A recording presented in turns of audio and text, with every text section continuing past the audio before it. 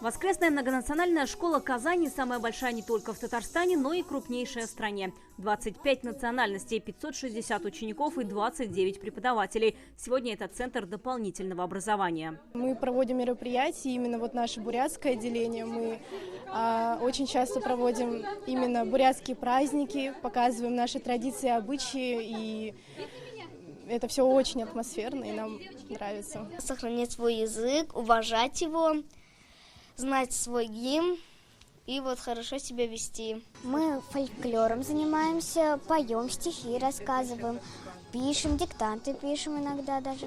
Сегодня в республике работают 110 отделений воскресных школ, где изучают язык, культуру и традиции народов, проживающих в Татарстане. Занятия посещают 1732 ребенка. Уроки в основном проводят в домах дружбы народов, в центрах внешкольной работы. В текущем году в Мамадышском, Мензелинском, Чистопольском районах многонациональной воскресной школе в Казани открылись новые группы. В Азнакаевском, Павлинском районах, в городе Нижнекамск увеличилось количество детей, посещающих данные кружки. При этом количество отделений уменьшилось в Зеленодольском, Новошишминском, Нурлатском районах. Там уволились преподаватели. Нехватка кадров – одна из основных проблем, подчеркивают на заседании. С дефицитом столкнулись после внедрения профессиональных стандартов для педагогов доп. Образования, рассказывает Марина Хухунашвили.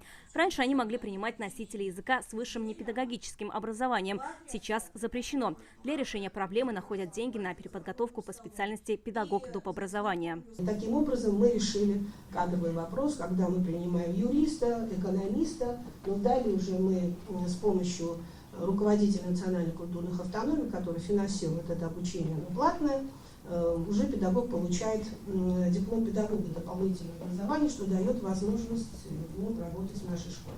Сегодня на заседании директора школ озвучили еще один вопрос. На следующий год по всей стране в центрах доп. Образования, куда относятся и воскресные школы, внедряют персонифицированный учет и финансирование.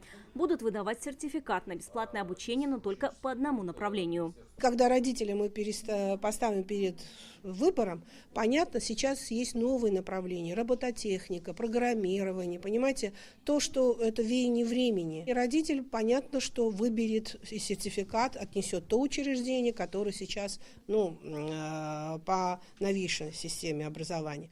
И, может быть, родной язык пострадать. Придется тогда вообще внедрять платные образовательные услуги по родному языку, чего у нас никогда в школе не было. Желающих изучать платно родной язык сильно сократится, уверена Марина Хухунашвили. Региональные власти могут сами определять механизм финансирования для разных образовательных программ. Поэтому директора воскресных школ попросили исключить их из системы персонифицированного учета как социально значимое учреждение. Комитет рассмотрит этот вопрос совместно с Минобром. Вероника Гайнудинова, Наиля Абдулин, ТНВ, Казань.